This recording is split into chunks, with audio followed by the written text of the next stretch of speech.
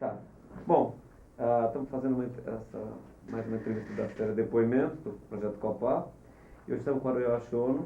Está dando o prazer da gente estar aqui. Só para você saber, toda a filmagem vai ser filmada. A gente só nessa apresentação depois fica direto em você. Tá. E depois a gente vai explicar um pouquinho mais para você como funciona. Bom, a primeira pergunta é, qual a sua formação? Quer dizer, como você começou a trabalhar com paisagismo e como você foi aprendendo a aperfeiçoar os seus conhecimentos? Eu me formei arquiteto, mas no primeiro ano eu fiz parte de uma equipe do professor Leitão, Antônio Leitão, que é o nosso professor de desenho artístico, que gostava de formar pequenos grupos de estudantes, sim, iniciantes na formação de arquitetos, para fazer um pequeno escritório, onde nós teríamos um aprendizado. Nós tivemos escritório durante um ano, no segundo ano eu fiquei sem trabalho.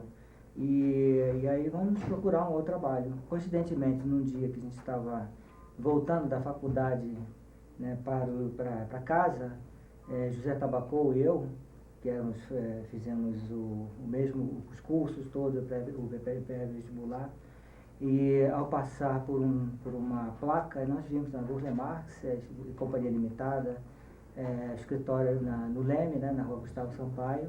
Gustavo Sampaio é perto de onde a gente mora, né? Então vamos tentar lá. Então a gente, por falta de trabalho, né, de alguma ocupação, as tardes da escola que a gente fazia no segundo ano, que não tinha muita coisa a fazer, e procurávamos um trabalho, uma ocupação. E foi assim que a gente foi batendo no escritório do Roberto Burle Marx. E vocês começaram como estagiários? Começamos. Depois de alguma insistência, porque eu estava viajando, nós conseguimos entrar no escritório. Ele aceitou como estagiário, tanto o José quanto eu. E começamos a limpar desenhos, a arrumar o escritório. Estava uma bagunça, né, na época, que tinha acabado de dissolver o escritório dele. E ele estava muito tempo fora. Como é que foi esses primeiros tempos lá? Você estava no segundo ano, né? No segundo ano da faculdade, já no segundo período. Quase, foi em fevereiro, desculpe, em agosto, que nós pleiteamos isso. Em setembro a gente já estava trabalhando lá como iniciante no escritório. Hoje como estagiário, né, como eles chamavam. Mas estagiário naquela época, o dono do escritório, no caso o efetivo, o Burle Marx, ele ensinava, porque tinha tempo, mostrava as coisas e por que eu estou fazendo isso. Ele pintava, ele fazia painéis, estava na época desenhando uma série de painéis de tapeçarias e fazia pequenos jardins, não tinha grandes trabalhos. Que ano foi, Aru? Em 65. Aliás, o trabalho que tinha era uma esperança de um grande trabalho, que era a Reserva Biológica de Jacarepaguá. Então, a partir de um trabalho, de uma planta, de uma escala muito reduzida, uma escala para 5.000, uma escala assim, pequenininha, tinha que ampliar isso para uma escala para 500. Então, a primeira tarefa que eu tive no escritório, efetiva, assim, de trabalho realmente ligado à prancheta, foi de fazer esta ampliação. Aí o Roberto me ensinou, você tem quadricula todo e começa a passar de uma escala para outra. Aí eu trouxe um pantógrafo que eu usava ainda. Eu acho que vocês hoje ninguém usa mais isso. Que você faz a ampliação direta já. E foi esse o primeiro trabalho.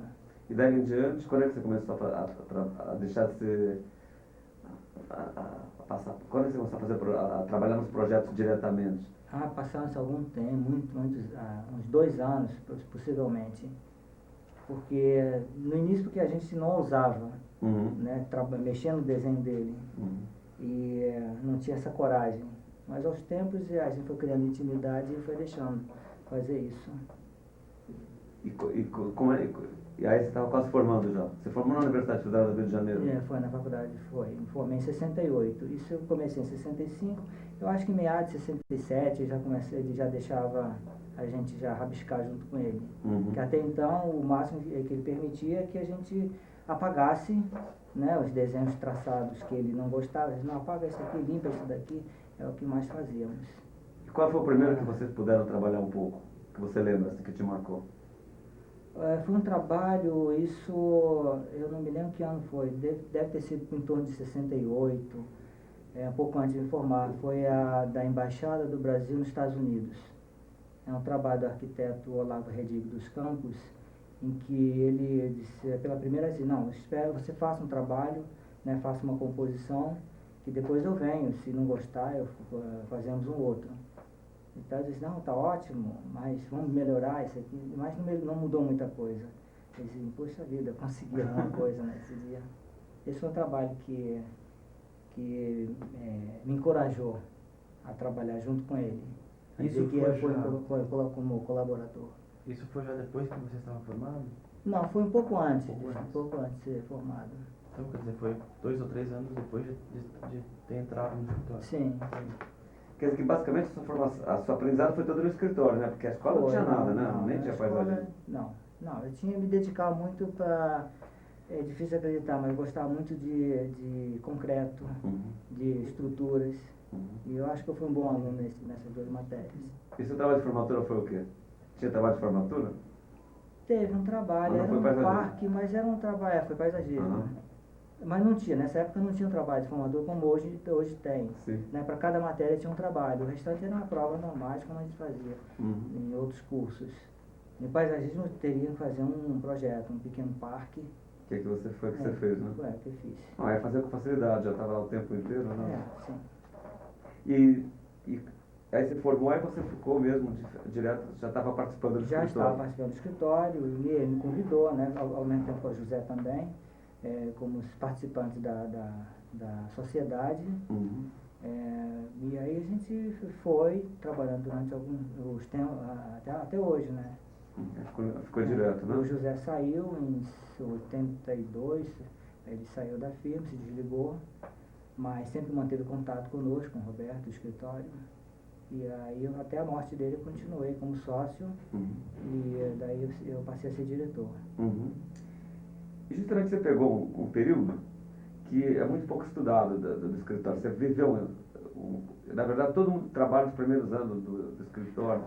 Você acabou fazendo um momento assim, que já era um nome nacional, internacional. Era diferente daqueles primeiros tempos que tudo se referencia. E as solicitações eram mais diversas, né? Como é que era esse dia a dia para você? As solicitações, que porte de solicitações vocês tinham? Fala alguma coisa para a gente ver. Quando eu entrei no escritório, não tinha nenhuma solicitação. Tanto é que o único trabalho que tinha era esse da reserva biológica. Tinha um finalzinho do trabalho que está meio parado do Ministério das Relações Exteriores, o Palácio de Itamaraty, que estava em obras, mas o jardim não estava completo. Tanto é que cheguei até a desenhar um pouco. E tinha da fazenda da Tecelagem Paraíba, residência do Olivo Gomes. Então, foi a segunda etapa, a última etapa que se fez, né, a parte do playground, da piscina. E fora isso, tinha muito pedido de conferências. Eu saía muito para fazer conferências, exposições.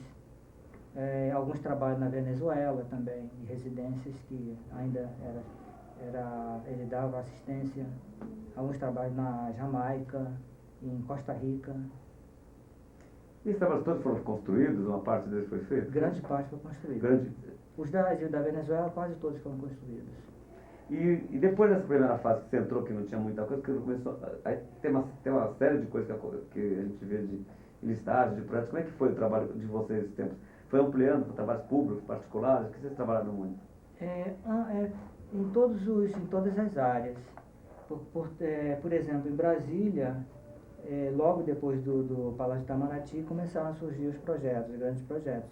O Palácio da Justiça, o Tribunal de Contas da União, e mais tarde o Teatro Nacional, a Câmara dos Deputados, o Ministério da Fazenda. Uma série de projetos foram se sucedendo, talvez por conhecimento do Roberto com os governantes, eu não sei, mas tinha muitos trabalhos, até que culminou em 80, mais ou menos, talvez um pouco antes disso, com o Grande Parque de Brasília, que na época chamava-se Parque Recreativo Rogério Piton Farias, que era o nome do filho do governador na época. Hoje é o Parque da Cidade, ou então Parque Sara Kubitschek.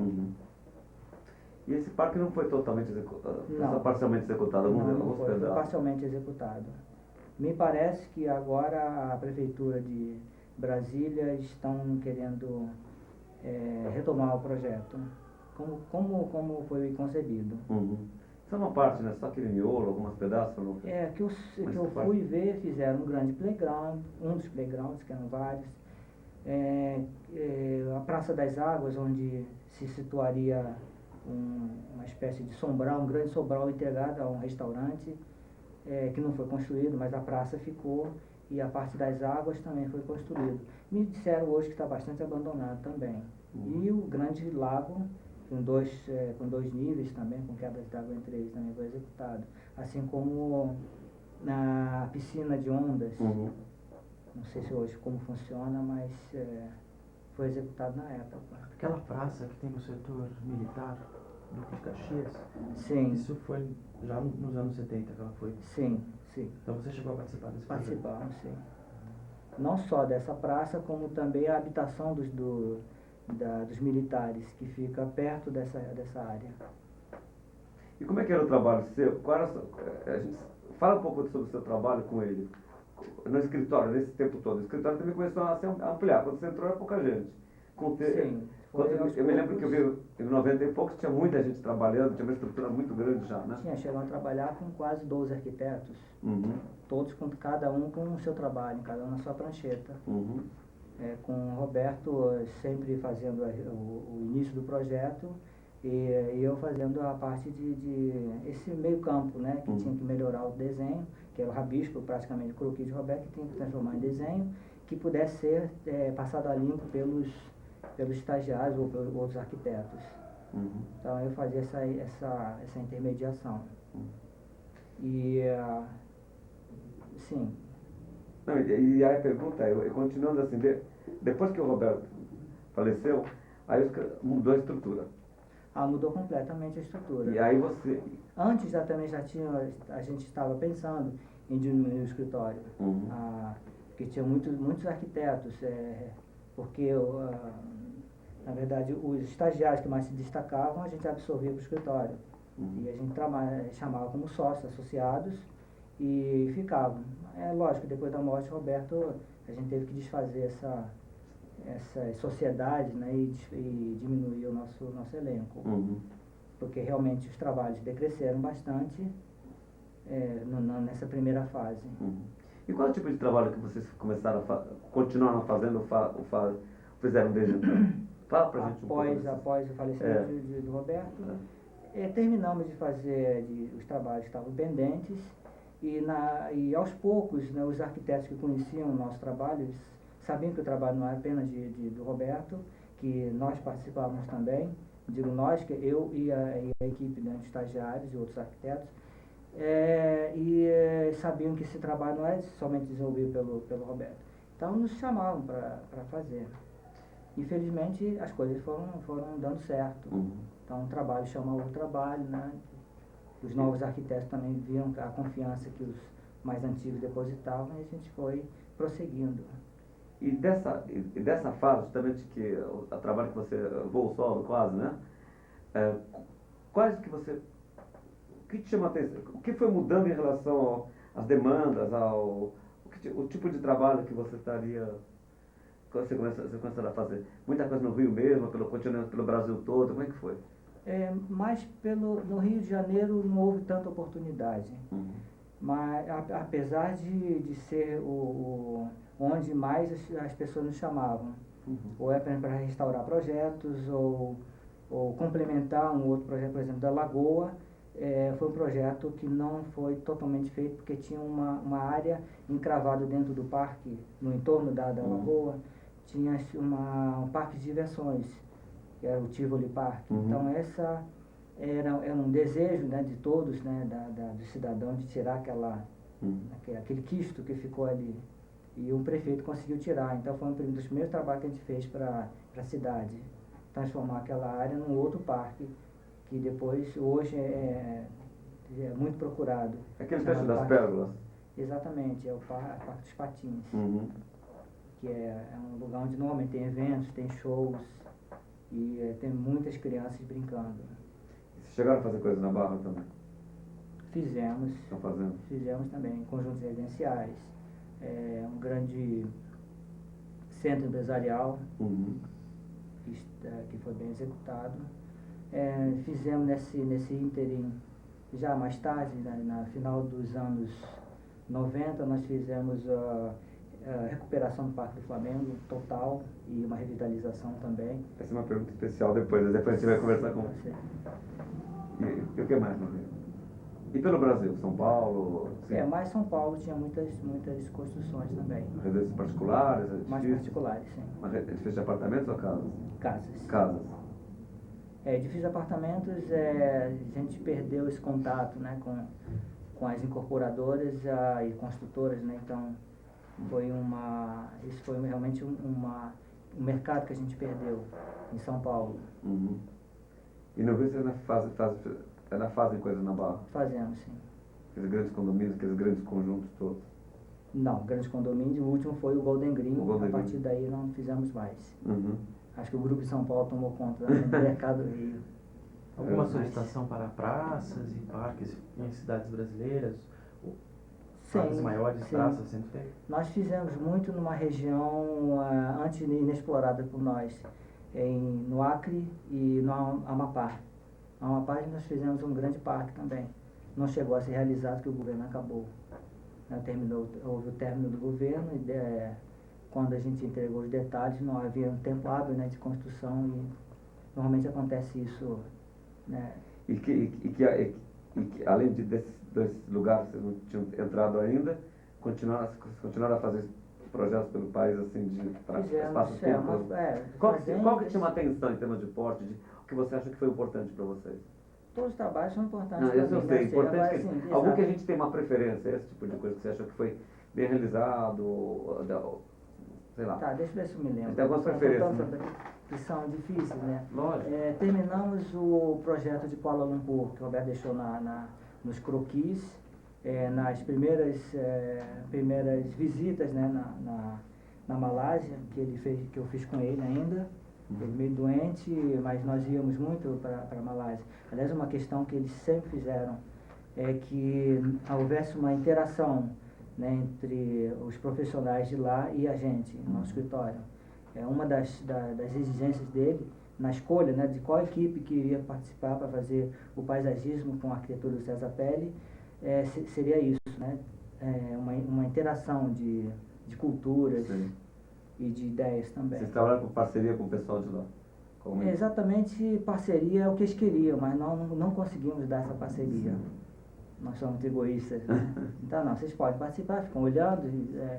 Então, eles vinham, grupos para cá, estagiando com a gente, viam o nosso trabalho, davam alguns palpites, né, por causa dos costumes deles, que a gente não conseguiu absorver todos, apesar de tantas viagens que nós fizemos. E nesse sentido. E quando é que foi finalizado isso? Eu creio que no final do ano de 99 foi inaugurado. Eu soube semana passada que o parque está magnífico, está muito bonito e existe um grupo, né, de Abu Dhabi que querendo que a gente faça uma intervenção lá no país também. E qual foi o grau o quanto vocês conseguiram completar do projeto? Foi feito do projeto? Foi todo feito? O projeto 100% estruturalmente? Foi praticamente todo feito. Ficou faltando um trecho que não seria fundamental para o projeto. Era uma praça, complementar uma área de crianças, que é um jogo de águas que nós tínhamos pensado. Uns repuxos pequenos onde as crianças brincariam. O restante todo foi executado. E depois além da Malásia que vocês tinham ficamente de transição, vocês trabalharam no exterior também? No exterior trabalhamos. Ultimamente a gente trabalhou. Nós estamos terminando o projeto na Alemanha. É um projeto em Brande. Brande é uma cidade perto de Berlim, 50 quilômetros de Berlim, onde existia toda uma estrutura, um hangar para dirigíveis, que era um sistema de transportes aéreos através de dirigíveis, né, tipo Zeppelin, a Cargolifter. Um grande hangar que eles tinham restaurado e tinham modernizado. É um grande hangar que foi comprado por um grupo oriental para transformar essa estrutura num grande centro de entretenimento. Dentro disso teria uma praia artificial, teria uma floresta tropical e uma série de construções típicas das regiões, principais regiões tropicais aqui do mundo. Então tinha a região de Bali, do Brasil, da África, Polinésia, cada qual com uma arquitetura específica, com os desenhos deles, com a comida e bebidas típicas, além de música. E nós tínhamos que fazer essa costura de tudo isso, além de um grande lago, uma lagoa, onde funcionaria como uma área de, como é que eu vou dizer isso, que tem muito lugar que as pessoas vão descansar com água, um spa, né? Aquático quase. E esse trabalho que nós fizemos. E está sendo já feito? Está sendo feito, uma parte vai ser inaugurada agora em dezembro. Em meados de dezembro vai ser inaugurado. Tinha uma pergunta sobre a Malásia ainda.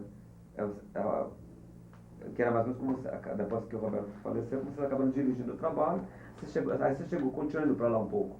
Continuamos indo bastante para lá. Bastante. Ficamos praticamente cada trimestre a gente ia lá. Passar mais ou menos 20 dias. E quais foram as dificuldades encontradas assim, em termos de trabalho com a vegetação local?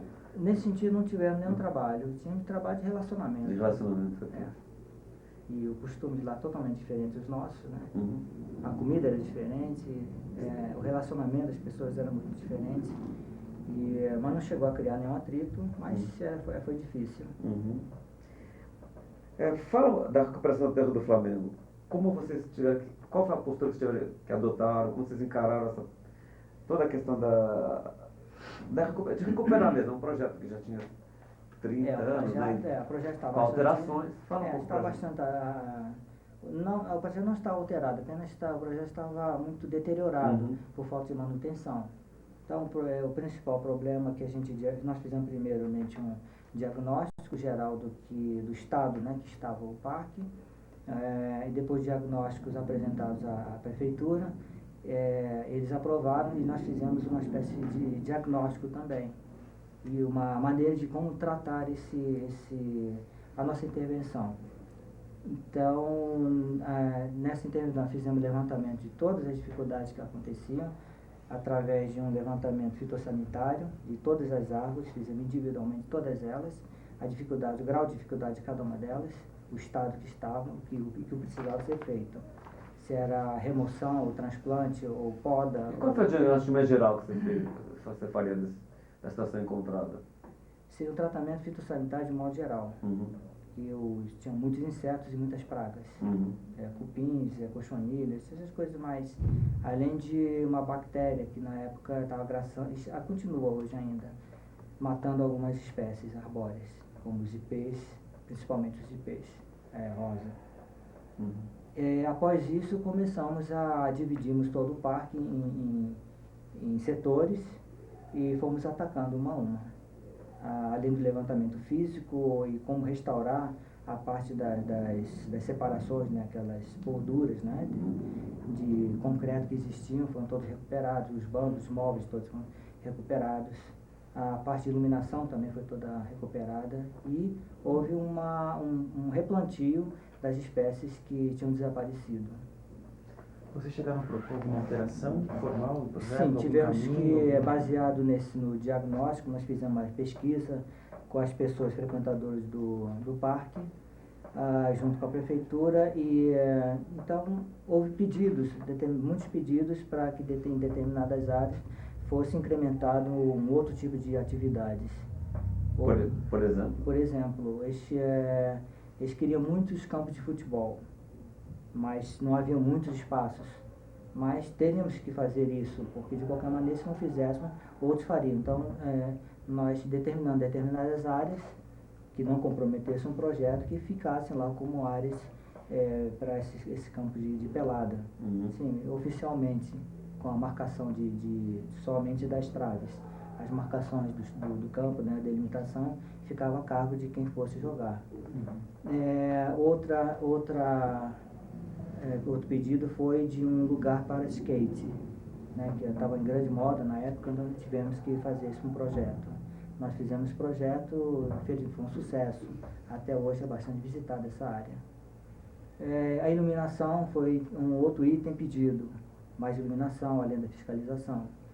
E também foi atendido isso. E uma série de outras coisas, coisas pequenas, que no entanto eram importantes para o parque, nós fomos Solicitação de mais playgrounds, alguma coisa Não, assim? isso não houve, não. Apenas melhoria daquelas que existiam. E nós então, até previmos umas áreas para playground com brinquedos mais definitivos ou mais permanentes. Então fizemos isso concreto. Previmos mais arborização em torno, porque o rio tem um sol muito forte, então precisava no concreto para não ficar muito exposto ao calor. Previmos uma arborização mais densa em torno desses brinquedos. E essa nova iluminação que foi solicitada, criou uma condição de uso noturno? Acho que no início, o aterro bastante utilizado à sim, noite também, né? No início houve do público que a gente queria, né, do público que a gente gostaria que fosse frequentado, porque havia fiscalização, havia um policiamento. Com o tempo as coisas foram se acalmando e voltaram ao normal, então o policiamento terminou, praticamente ficou durante o dia e à noite voltou ao que era, né, aquelas práticas não muito recomendáveis voltaram a ser um hábito naqueles locais. Um espaço que a gente conseguiu foi junto à administração, que era uma área bastante degradada, e tivemos que até fazer um acesso, né, para facilitar a fiscalização. Esse ponto foi o único que a gente viu que deu certo. Como não estava sendo utilizado, estava apenas, redividimos e usamos como pista para corrida não, como é que se chama, de bicicleta, ciclovia e de pedestre também. Então ficou assim mais dividido. Tem uma pergunta aqui que é justamente sobre manutenção e conservação, acho que está ligado com o assunto que nós estamos falando agora. Como vocês procedem para em manutenção de espaços de jardins já construídos, a manutenção e conservação desses antigos jardins, se existe essa conversa de alterar coisas, mudar coisas no programa, como aconteceu no Parque do Flamengo, em outros exemplos que você poderia citar.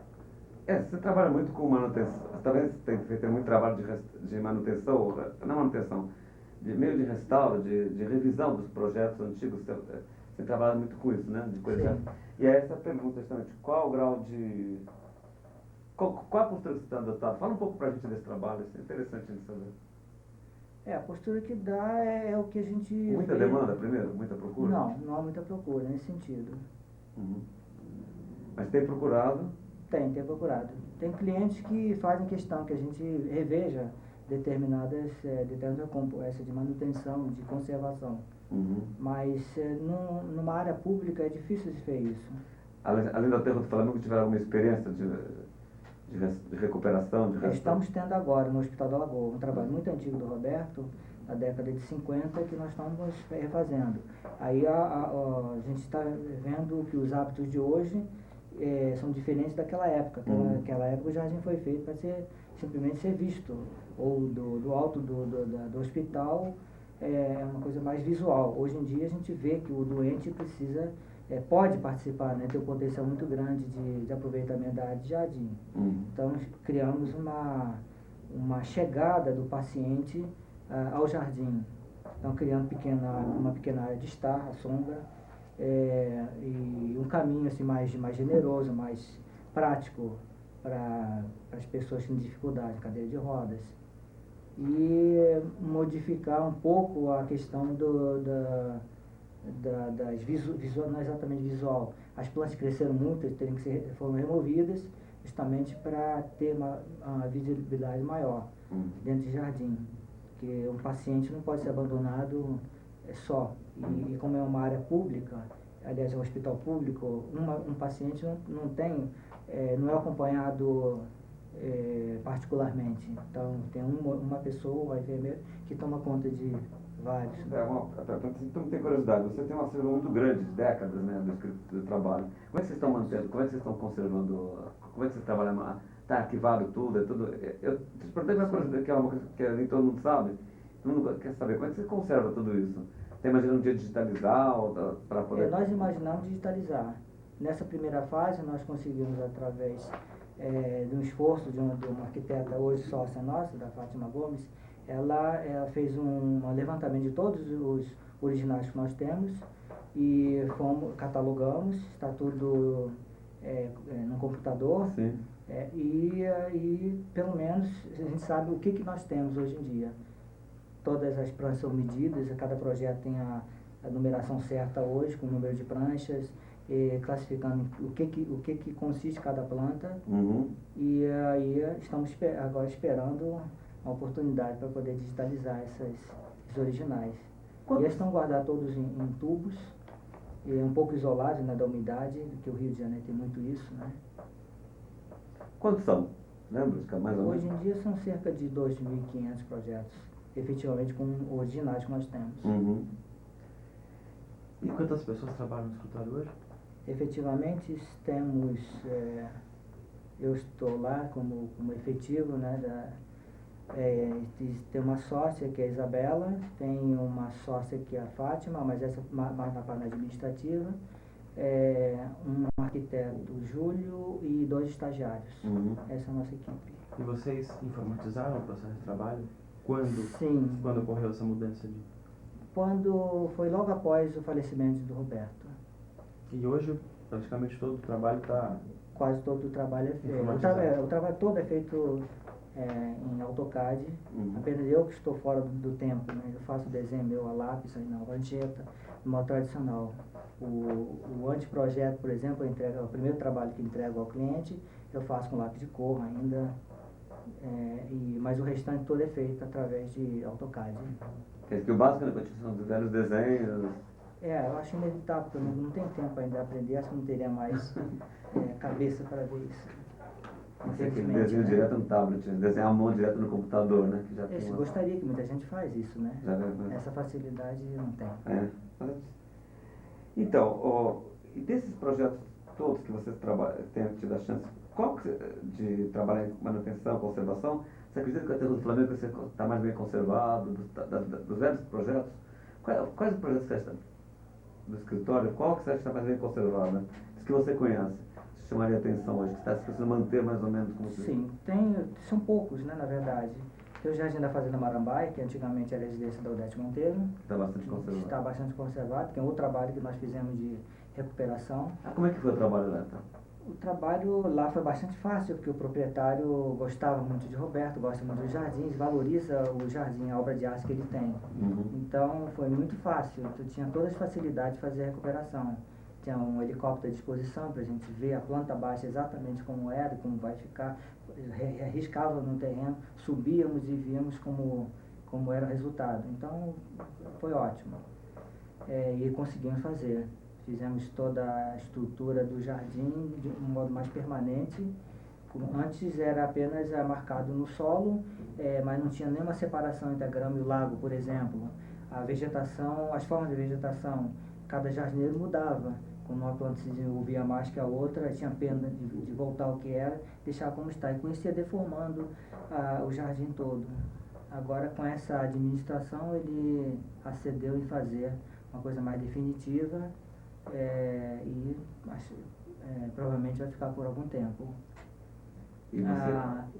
Desculpa. Sim, um outro trabalho que está sendo bem mantido é uma residência no Rio, na Gávea Pequena, que é um jardim relativamente grande, né, de um particular. Uhum. E também a gente dá uma supervisão e a pessoa, o proprietário também, ele faz questão de manter o jardim mais ou menos como era. Mas eu digo mais ou menos porque é impossível manter um jardim.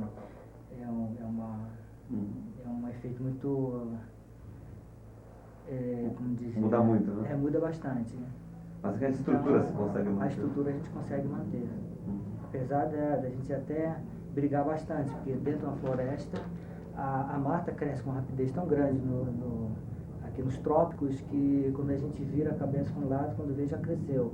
Então a gente tem pena de tirar ou eliminar determinadas plantas. Mas é preciso fazer, senão a gente perde as características do jardim. Uhum. Aquela residência que depois virou um parque em São José dos Campos, é o Sim. do Olívio Do Olívio Gomes. Gomes. Sim. A prefeitura, eu estive lá uns 4 anos atrás, parece que tem mantido de uma forma bastante razoável. Não sei como está hoje, você tem alguma Você tem informação? acompanhado, não? Eu tenho, coincidentemente, eu tenho ido algumas vezes lá, por causa do trabalho que eu estou fazendo em São José dos Campos. E há um projeto em implantação hoje. Inclusive, a empresa a qual a gente está fazendo o trabalho, eles estão fazendo um levantamento que nós pedimos, porque nós estamos dando uma assistência na recuperação desse projeto, desse parque.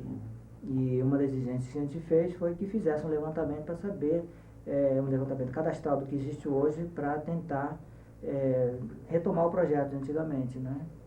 Então, essa empresa está providenciando isso. E uma vez que a gente tem esses documentos, a gente vai fazer a restauração desse parque.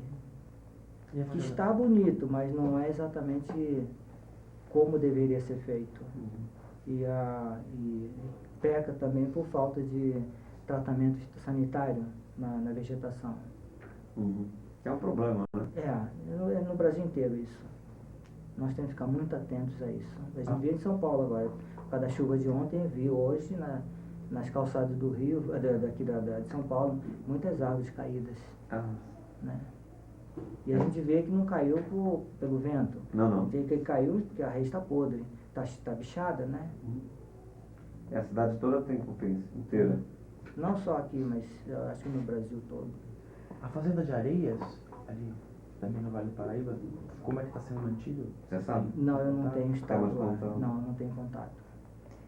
E os projetos públicos no Rio de Janeiro, o Largo da Carioca, tudo, você acha que continua? O lado da Carioca está sendo mais ou menos mantido. Tem um momento que era tudo aberto junto com o BNDES, depois fecharam. É inevitável hoje em dia. Eu sou completamente contra essa história de gradeamento de áreas públicas, nem particulares eu também não gosto. Mas foi uma solução adotada pela prefeitura que está dando mais ou menos certo. Mais ou menos, porque hoje em dia a gente vê os pedintes, os mendigos, continuam, mesmo dentro da área, fora ou dentro. Mas o jardim está sendo bem mantido naquela área. E determinados projetos nossos, né, o BNDES, por exemplo, está sendo refeito hoje, está feio hoje, porque a gente está refazendo o jardim, a Petrobras a mesma coisa. Então todo aquele complexo da Lago da Carioca, eu acho que daqui a alguns anos, 2 anos, talvez fique perfeito. Vocês estão, de novo, a mesma pergunta do tema do Flamengo, quais foram as mudanças necessárias? Ou deu para só fazer voltar ao que era antes ou teve que fazer alguma adaptação? Não, tem que fazer novas adaptações. Que tipo de adaptação foi sobre Nesse caso, é a questão da segurança. Então, o que eles mais eles têm medo das pessoas que vão agredir os clientes. Então, eles querem ou cerceamento, né, fazer uma cerca, e o que não dá certo, às vezes, como eles querem que tire determinados elementos que fazem barreira, que as pessoas podem ficar escondidas dentro. Por exemplo, também tem essas pessoas, eles não têm áreas onde fazer as necessidades. Então eles usam pequenas moitas, arbustos para fazer isso. E à noite eles fazem o abrigo, eles dormem, fazem as coisas nesse lugar. Então eles pedem para que a gente remova e coloque outras plantas no lugar. Então esse é um trabalho difícil que a gente está fazendo, para não perder as características do projeto. Porque muda a proporção, né? Muda a proporção, muda inclusive a visibilidade, né, as perspectivas que o Roberto tinha projetado na época, muda um pouco. E essa é a grande dificuldade que nós temos, aliás todos temos, né, na recuperação, querendo atualizar para as necessidades de hoje. A gente falou muito, o começo a gente começou a falar de você, eu queria voltar a falar de você. Sim. Fala um pouco de você, esse projeto que você está fazendo agora, essa fase de uns 10 anos, assim, tudo, como foi no fundo, trabalhar, como você adotou como você se comporta em relação, de repente, você trabalhava com o Roberto, toda a imagem do Roberto, né? E de repente o pessoal vai pedir mais Roberto, entende? E você é o Arioche, entende? Como é que você se virou? Como é que você se... Pois é, isso aconteceu assim gradativamente, uma coincidência, eu acho que houve uma interação muito grande de trabalho entre do Roberto e a minha. Não sei como aconteceu isso, mas houve uma grande afinidade, inclusive em termos de traçados. Desde a época que eu comecei a trabalhar com ele, o traçado dele era semelhante ao meu no desenho, né? Um traço assim de uma figura humana que eu fazia quando eu valorizava um traço, apertava mais o grafite no papel, depois largava. Toda essa delicadeza com o material, vamos dizer assim, eu também fazia, coincidentemente. E no dia que comecei o aprendizado com ele, ele fazia muito a gente repetir as formas dele, né, na hora de melhorar o desenho. Não podia fugir do desenho dele, né, coisa que ele fazia muito borrada, apagava, borrava. Então eu tinha que fazer o limpar, né, que seria retraçar o desenho de uma forma em um traço só. Isso fui aprendendo com o tempo. E no final, hoje em dia a gente vê o rabisco croquis que eu fazia e ele fazia, as duas coisas se confundem. Apenas o Roberto e eu sabemos qual o desenho de quem é hoje. Então na hora de separar para exposições, para ilustrar o trabalho, eu tenho que separar esses desenhos. Não posso dar para uma pessoa que não conhece, né? Ele diz, não, esse aqui é Roberto, aí fica em dúvida, qual é esse? Então existia essa integração. E da mesma maneira de pensar sobre determinados assuntos, jardinístico, por exemplo. Tem uma composição também. Composição também de Sim, vegetação? também, exatamente. E seu filho? Essa composição, ele pegou também isso? Seu filho do projeto? Ele tem um traço tá aos de poucos. desenho igual o seu? Não, ele está pegando aqui aos poucos agora. Porque o trabalho de formatura dele Sim, muito parecido, mas eu tem acho uma que diferença, né? Sim, mas ele está seguindo, tá com você, não? Ele está metade do tempo comigo, metade do outro, porque ele optou também para gerenciar um pouco a nossa chácara. Então ele passa metade do tempo lá e metade aqui no escritório. Vocês têm uma chácara de apoio? Temos uma chácara. Vocês produzem, então? Produzimos plantas para nossa subsistência de projetos. E também fornece para outras pessoas? Sim, alguma coisa em projeto, fornece também, mas o forte é para nossos projetos. Mas voltando a essa interação, né, de trabalho, então, e o Roberto foi me preparando para que eu sucedesse aos poucos. Então, e deixava muito comigo determinados projetos, talvez os mais sem importância no início, mas me dá mais liberdade. Aos poucos, cada vez mais foi me dando essa liberdade. E passou a me levar para todos os trabalhos também, né, para todas as visitas aos locais, para ver o terreno. Então me explicava por que isso, por que daquilo. Isso eu fui absorvendo. Então quando ele partiu, eu assim, na época eu disse, vou ficar assustado, né, quando ele ficou doente, né? O que eu vou fazer agora? Que responsabilidade? Será que eu vou fazer isso? Será que eu vou conseguir fazer isso? Mas foi uma coisa muito natural esse desligamento. Mas se bem que ainda sinto essa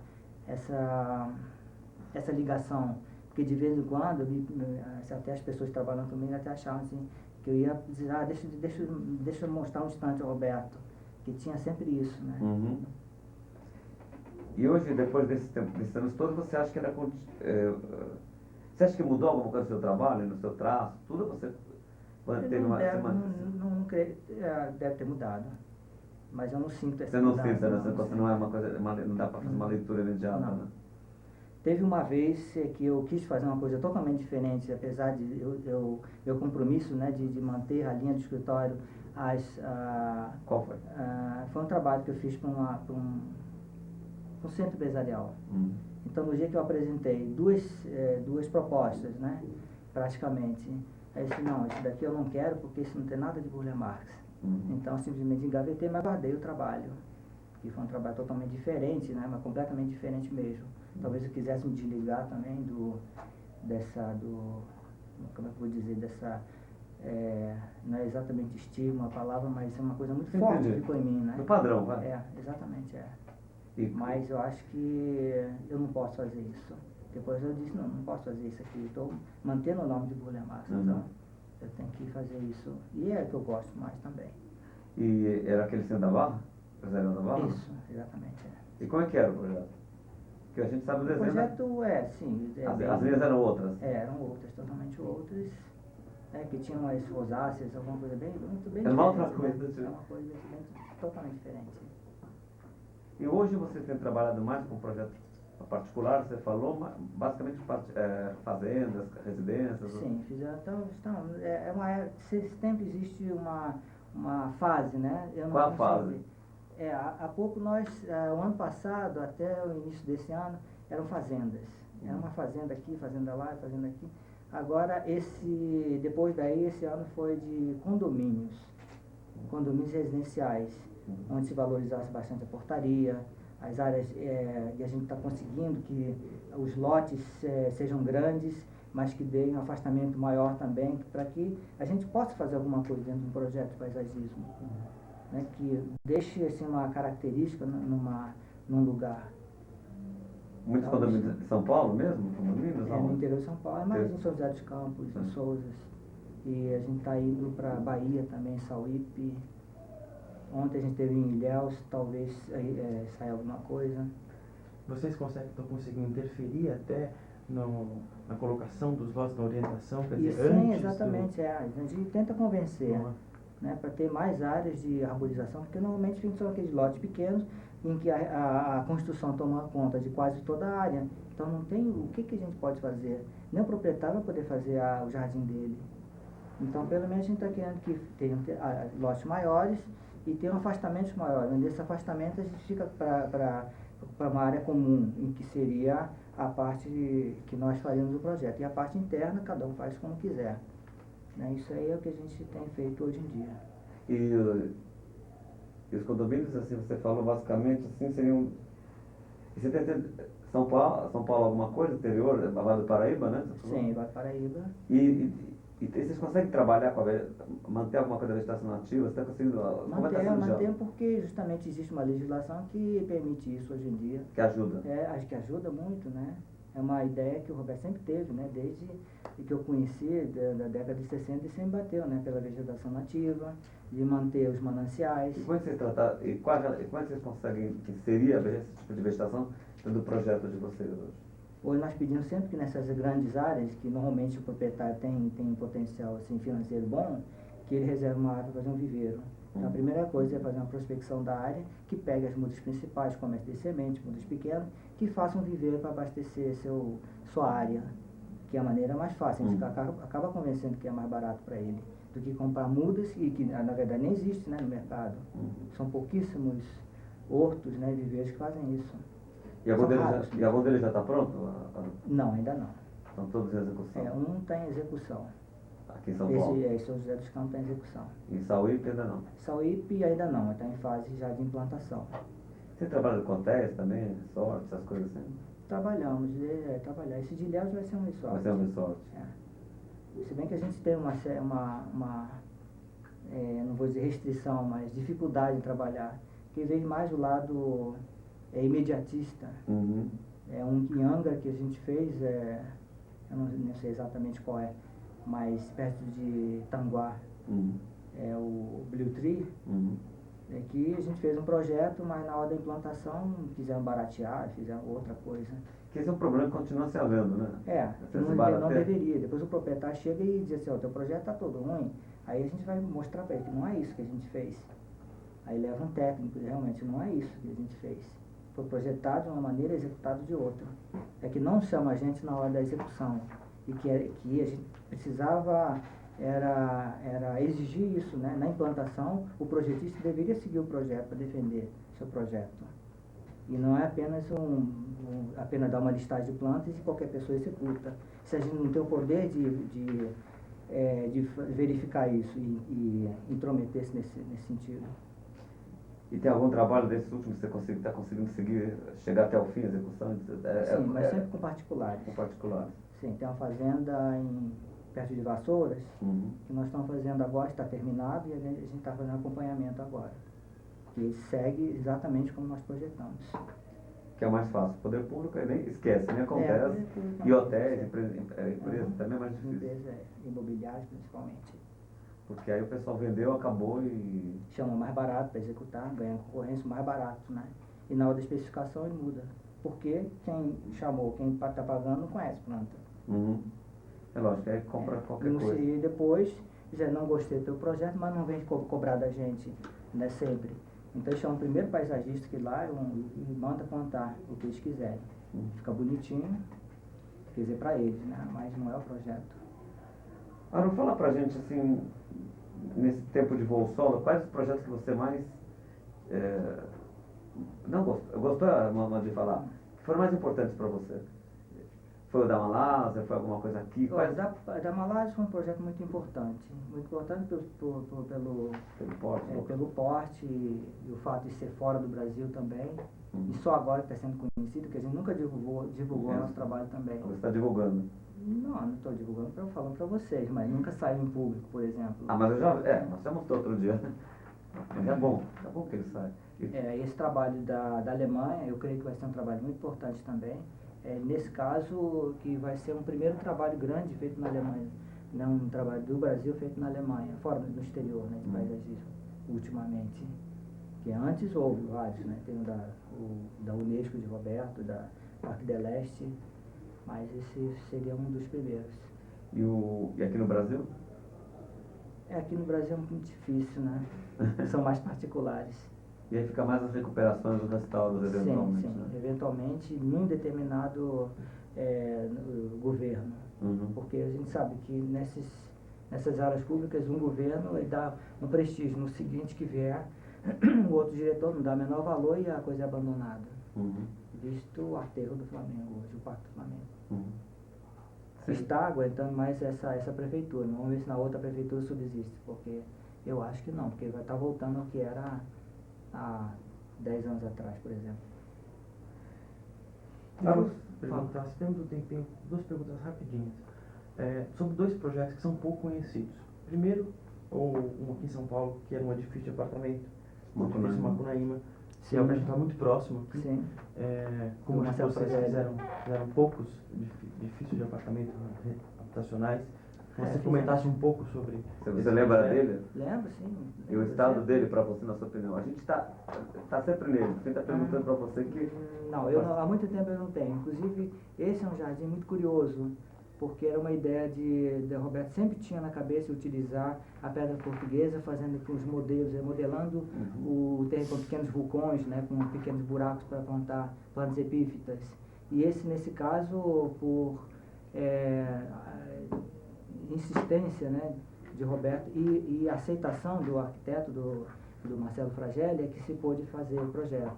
Que foi muito complicado executar aquilo, né, que não conseguiam. E é um trabalho que eu considero um dos mais bonitos dessa época de Roberto. E comigo também, que o Tabacô, né, era um trio.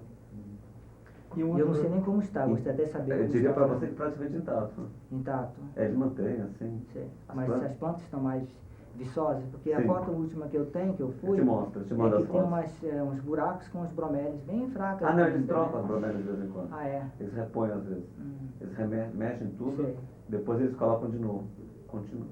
É um projeto curioso aqui. Aparentemente tem muita coisa que está. A estrutura está lá. Sei. Bastante. E o outro? A Praça Carlos Chagas, em Belo Horizonte. Fala alguma coisa, ninguém fala dessa porque é um praça. projeto pouco conhecido e ele, Não, eu o acho pessoal de Belo extremamente Horizonte interessante. conhece, né? Mas Mas só lá, né? A gente quando fala que é de lá, tem gente de lá que não sabe. poucas pessoas É conhecem. verdade. Nós tivemos há uns 2 meses atrás, fazendo a chamada, né, da Assembleia Legislativa de Belo Horizonte, que nos chama para ver como está. Eles querem fazer uma restauração agora. E nós Tá muito deixamos... Está um pouco meio... Não é abandonado, mas maltratado. Então fizemos umas observações para eles fazerem umas pequenas modificações. Eu acho curioso esse projeto, porque o desenho de piso que tem lá é um desenho de piso muito geométrico. Discreto, Discreto, não é orgânico, são linhas retas, é muito interessante o projeto. Eu estive lá em 96 e agora em 2004. E o Silvio esteve comigo. É impressionante como as copas cresceram, cresceram muito, cresceram, né? se formou, a praça se formou, tridimensionalmente interessante ver esse processo. E por ser em frente à A Assembleia, né? é um projeto que eu acho muito, muito interessante e é curioso por ser pouco Conhecido. pouco divulgado.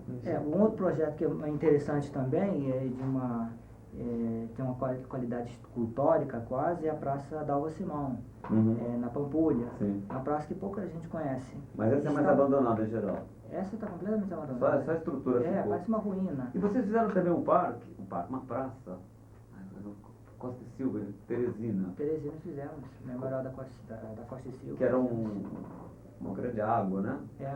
E muita vegetação também. Isso eu fui visitar também. Também está um pouco abandonado. Mas ficou só as árvores e o arvoredo e a... E o lago. E você vai se recuperar? Não sei, não. Você só visitou, né? Só visitei. Uhum.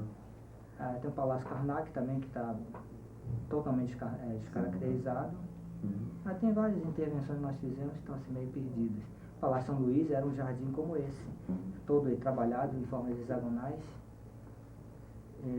que foi executado, foi todo destruído e agora não é mais o nosso jardim, que é uma pena. Então eu quero mostrar esses jardins, né, na primeira publicação sobre o Burle Marx, que é um jardim que valia a pena ter sido documentado, mas não foi.